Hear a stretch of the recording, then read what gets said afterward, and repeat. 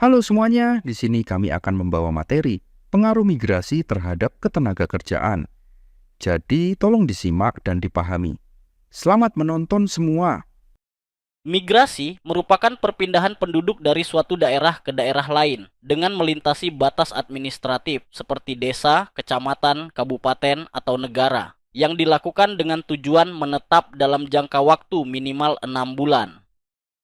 Migrasi memiliki beberapa karakteristik utama, yaitu adanya perpindahan geografis, melewati batas wilayah tertentu, bertujuan menetap, bukan kunjungan sementara, dan dapat bersifat permanen, semi permanen, ataupun sirkular. Pada intinya, migrasi tidak hanya sekadar perpindahan fisik, tetapi juga perubahan lingkungan sosial, ekonomi, dan budaya seseorang. Adapun beberapa karakteristik migrasi yaitu: 1. Melibatkan perpindahan geografis. Migrasi ini selalu mencakup perpindahan lokasi secara fisik dari satu tempat ke tempat lain. 2. Melintasi batas wilayah administratif. Migrasi berbeda dari mobilitas biasa karena melewati batas daerah resmi. 3. Bertujuan menetap. Migran biasanya pindah dengan niat tinggal untuk waktu cukup lama, bukan hanya berkunjung. 4. Bersifat permanen, semi permanen, sirkular. Biasanya durasi tinggal bisa tetap, sementara, atau berulang, misalnya commuting. Tentang jenis-jenis migrasi. Yang pertama, berdasarkan batas wilayah, migrasi dibedakan menjadi internal dan internasional. Migrasi internal terjadi dalam satu negara yang meliputi beberapa bentuk. Urbanisasi, perpindahan dari desa ke kota karena alasan ekonomi, pendidikan, atau fasilitas. Ruralisasi, perpindahan dari kota ke desa, biasanya karena biaya hidup tinggi atau mencari ketenangan. Transmigrasi, program pemerintah memindahkan penduduk dari pulau padat ke pulau kurang penduduk. Migrasi antar kota, perpindahan dari satu kota ke kota lainnya dalam negara yang sama. Migrasi internasional melibatkan perpindahan antar negara. Imigrasi, kedatangan penduduk dari negara lain untuk tinggal di suatu negara. Emigrasi, perpindahan warga negara ke luar negeri. Remigrasi, kembalinya migran ke negara asal setelah menetap di luar negeri. Yang kedua, ada berdasarkan waktu migrasi permanen. Nah, ini perpindahan menetap tanpa rencana kembali ke daerah asal. Migrasi semi permanen, tinggal sementara dalam beberapa tahun dengan peluang kembali. Migrasi sirkular, perpindahan berulang dalam pola periodik seperti pekerja harian atau musiman. Yang ketiga, berdasarkan kehendak. Migrasi sukarela dilakukan atas keinginan sendiri, biasanya untuk mencari peluang ekonomi lebih baik. Migrasi terpaksa terjadi akibat tekanan seperti bencana alam, konflik, perang, atau kebijakan pemerintah. Selanjutnya, faktor-faktor penyebab migrasi. Yang pertama, faktor ekonomi. Faktor ini merupakan pendorong utama migrasi seperti ketimpangan pendapatan antar wilayah, terbatasnya lapangan kerja, perbedaan tingkat industrialisasi, dan akses terhadap sumber daya ekonomi. Orang cenderung berpindah ke daerah yang lebih menjanjikan secara ekonomi. Yang kedua, faktor demografis, pertumbuhan penduduk yang tinggi, banyaknya usia produktif, tekanan penduduk terhadap lahan, serta tingginya rasio ketergantungan dapat mendorong migrasi. Semakin besar penduduk usia kerja, semakin besar pula dorongan mencari peluang di tempat lain. Yang ketiga, faktor lingkungan sangat mempengaruhi migrasi, terutama melalui bencana alam seperti banjir atau gempa, degradasi lahan, perubahan iklim, dan keterbatasan sumber daya alam. Daerah yang rusak atau rawan bencana sering ditinggalkan penduduknya. Dampak migrasi.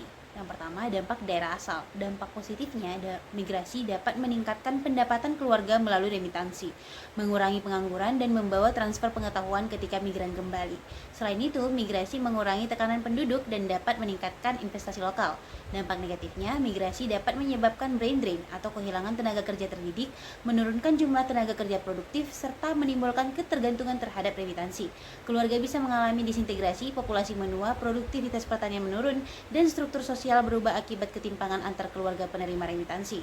Yang kedua, dampak daerah tujuan. Dampak positifnya, migran membantu memenuhi kebutuhan tenaga kerja lokal, meningkatkan pertumbuhan ekonomi, serta memperkaya budaya dan inovasi. Mereka juga memberikan kontribusi fiskal dan meningkatkan fleksibilitas pasar tenaga kerja. Dampak negatifnya, kedatangan migran dapat memicu persaingan kerja, menekan upah, menyebabkan overurbanisasi, serta memberi tekanan terhadap infrastruktur publik. Kawasan kumuh dapat muncul disertai masalah sosial seperti kriminalitas atau konflik etnis dan dampak lingkungan seperti polusi serta ketimpangan pendapatan. Yang ketiga, dampak ketenagakerjaan. Migrasi mempengaruhi penawaran tenaga kerja. Melalui perubahan komposisi, tingkat partisipasi, dan distribusi keterampilan, dari sisi permintaan, migrasi dapat mempengaruhi sektor yang berkembang, jenis pekerjaan yang tersedia, serta tingkat upah. Secara keseluruhan, pasar tenaga kerja dapat mengalami segmentasi, baik formal ataupun non-informal, diskriminasi, serta potensi eksploitasi terhadap tenaga kerja migran, terutama yang tidak terampil. Studi kasus urbanisasi di Jakarta. Jakarta sebagai ibu kota dan pusat ekonomi Indonesia telah mengalami urbanisasi masif sejak era kemerdekaan dengan pertumbuhan yang sangat pesat, dimulai pada tahun 1970-an. DKI Jakarta sendiri memiliki populasi sekitar 11,13 juta jiwa dengan tingkat urbanisasi yang sangat tinggi. Faktor yang mendorongnya yang pertama, keterbatasan lapangan kerja, upah pertanian yang rendah, lahan yang semakin sempit, serta aspirasi untuk sukses yang diperkuat oleh pengaruh migran yang telah berhasil dan tradisi merantau dalam budaya tertentu. Jakarta memiliki magnet utama dengan menawarkan lapangan kerja yang beragam, upah minimum tertinggi, serta sektor informal yang mampu menyerap tenaga kerja yang tidak terampil, infrastruktur modern, fasilitas kesehatan dan pendidikan berkualitas, serta citra sebagai kota impian dengan mobilitas yang terbuka. Dampak positifnya terlihat dari remitansi yang meningkatkan ekonomi desa, transfer pengetahuan dan keterampilan bagi daerah asal, sementara Jakarta memperoleh keuntungan dengan PDRB hampir 40.000 triliun, pertumbuhan sektor properti dan infrastruktur yang pesat. Namun, urbanisasi menimbulkan masalah serius, seperti lebih dari 40% penduduk Jakarta tinggal di pemukiman kumuh, kemudian kemacetan yang parah, dan ada masalah lingkungan berupa kualitas udara yang tidak sehat, sungai yang tercemar, serta kesenjangan ekonomi, kriminalitas, dan eksploitasi tenaga kerja pada sektor informal.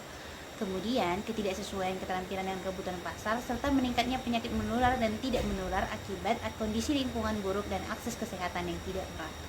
Kesimpulannya yaitu, migrasi fenomena kompleks yang dipengaruhi oleh berbagai faktor ekonomi, sosial, demografis, politik, dan lingkungan. Teori-teori migrasi memberikan kerangka untuk memahami mengapa orang bermigrasi dan bagaimana proses tersebut berlangsung. Kasus urbanisasi Jakarta menunjukkan bagaimana migrasi masif dapat membawa dampak positif seperti pertumbuhan ekonomi dan pemenuhan kebutuhan tenaga kerja, tetapi juga menciptakan masalah serius seperti permukiman kumuh, kemacetan, polusi, kesenjangan sosial, dan degradasi lingkungan. Pengendalian migrasi yang efektif harus dimulai dari akar masalahnya. Ketimpangan ekonomi dan kesempatan antar daerah, pemerataan pembangunan, penciptaan lapangan kerja di daerah asal, dan peningkatan kualitas hidup di perdesaan dan kota-kota menengah adalah kunci untuk mengurangi tekanan urbanisasi ke Jakarta.